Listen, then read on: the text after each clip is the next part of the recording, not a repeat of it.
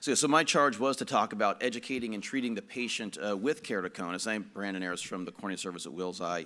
Here is our safety information. These are my disclosures. So I'm going to take you through a little walk-through time with treatment of keratoconus because it's really changed over the past several years. And traditionally, and when I started doing cornea, there were really only 3 options. And as you had progressive ectatic disease, it was, wear your glasses and change your glasses. We would then move on to contact lens fit, whether it was soft perm or a scleral or RGP. And when that no longer worked, we'd say, okay, time's up. We have to go on to doing a corneal transplant.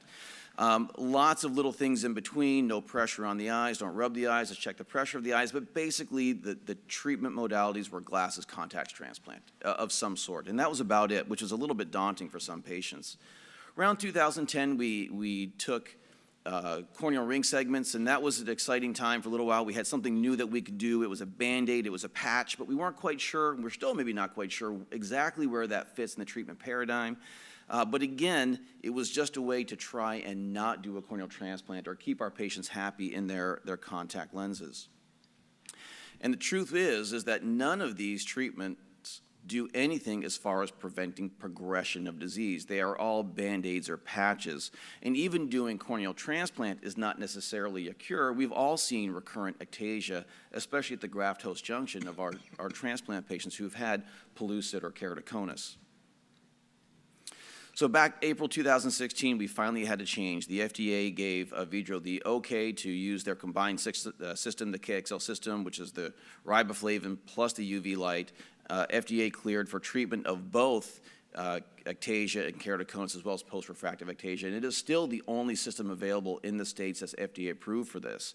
So a lot of patients, and we had backlogs of patients waiting and waiting and waiting once our studies closed for approval. So great, we get FDA approval, patients automatically will think that, great, it's FDA approved, that means I can get this done and my insurance is going to pay for it.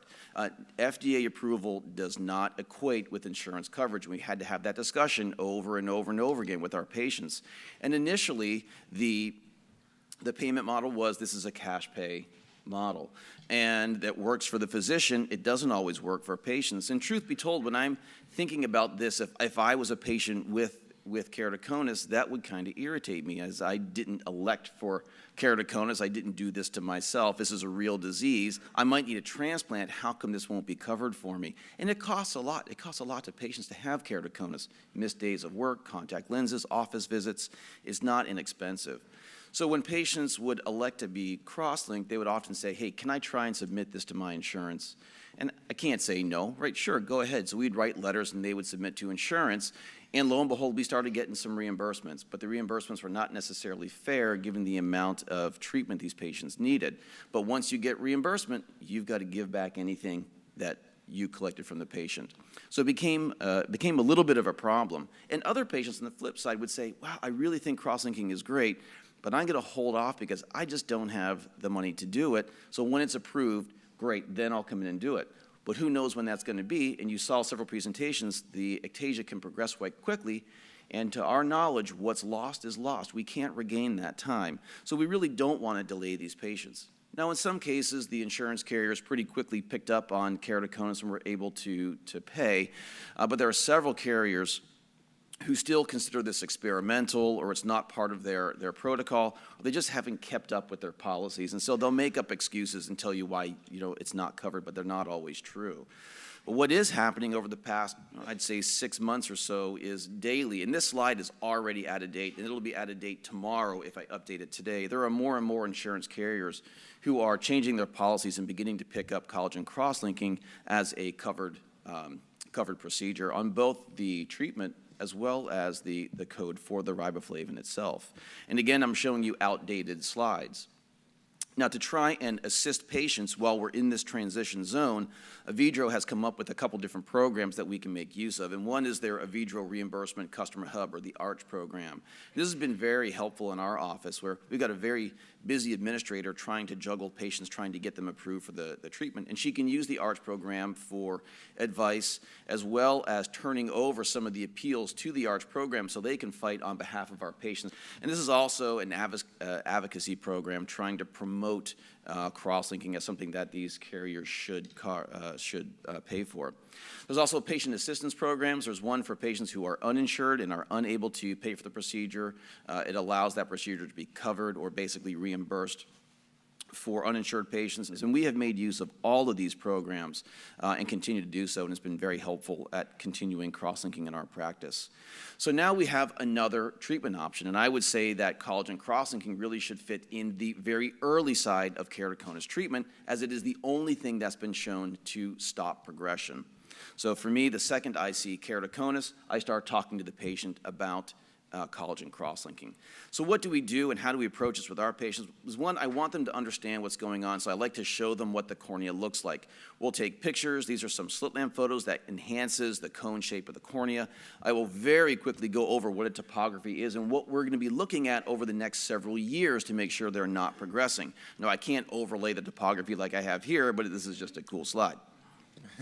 I also love to use the Pentacam to help educate my patients, because every time we see a patient, I ask my technician to take one of the slices of the Scheimpflug image and send it over to our room. We have screens in each room, and I will show them the cone shape of the cornea, and they'll kind of go, okay, I get it. It makes sense. I say kerato means cornea, cone means cone. You've got a cone-shaped cornea, and we need to stop this from progressing. So using the Pentacam and the imaging is very helpful at teaching our patients. Bill already went over the staging protocol. I didn't even know that my Pentacam had the ABCD protocol on it until somebody told me about it, and I started using it, and it is fantastic. It makes it very easy to look at your patients, grade them and stage them, and follow them over time. So this is a little bit different than the Bell and Ambrosio profile, which gives us this enhanced profile to try and screen and find keratoconus patients, but you may miss subtle changes in that progression. So the ABCD actually looks at the area of thinning and looks at the radius of curvature there and then shows you that over a period of time. So this is just one example of the ABCD. I'll go very quickly. A is the anterior cornea, B is the back or posterior cornea, C is corneal thickness, and then you have to input the patient's distance vision. Okay, the Pentacam cannot give you a refraction. I wish it could. It'd make our lives a lot faster. And then the staging has already been lined up for you. This is a plot of the different exams. So each color you see is another Pentacam image, and it will track over time how your patient is doing. You can mark your baseline exams. You can also mark when you treated, so you can see graphically when you treated that patient and how they're doing now. So it really takes a lot of the trickery out of looking at tomography and makes it very easy to read. So the ABCD has really been a nice addition on our Pentacam. So now it helps with education as well as following. And sorry, I'm just kind of fast forwarding here because my time is almost up. So what do we talk to the patients about? Day of procedure, after we've discussed collagen cross-linking and they want to move forward, I tell them that it's going to take about 90 minutes, and I ask them to bring somebody with them because they need to have someone to drive them home. And I really emphasize that this is for stabilization of disease, not a cure. It's to prevent progression. The procedure itself is painless, but they may have a little discomfort for the next couple of days. We'll make an epithelial defect, and the device I use is an atraumatic instrument, so I can't cut the eye. There's no slicing of the eye. I just induce an abrasion. We're then going to give them drops of riboflavin for the next 30 minutes, and every time a bell rings, they're going to get a drop. At about 20 to 30 minutes in, we check the corneal thickness. If it's 400 microns or above, we'll turn the light off. If not, we'll change forms of riboflavin and let that cornea thicken up until it hits 400 microns. Once we see 400, sit the patient up. I look for flare in the anterior chamber, which they almost universally have by 30 minutes.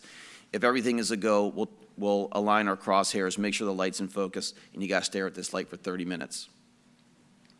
It is not the most exciting. We tell lots of jokes during the procedure, listen to some music. At about 90 minutes, the procedure is done and the patient's on their way home. We always discourage eye rubbing. That is both before and after the procedure. I do warn them that their eye will be quite light sensitive, and we do expect some level of discomfort. How much, I can't tell, but let me know if it's more than they can tolerate so we can bring it back in for an exam. Every patient is seen a day after, approximately a week after, and then every couple months thereafter.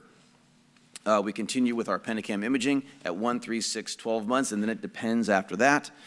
And I also warn them that after the procedure, their cornea may change shape. So if they're thinking about going to get a contact lens, or they're going to get a new pair of glasses, wait till after the procedure, because we will often see changes in refraction and slight changes in contact lens fit after the procedure. Thank you very much. Any questions?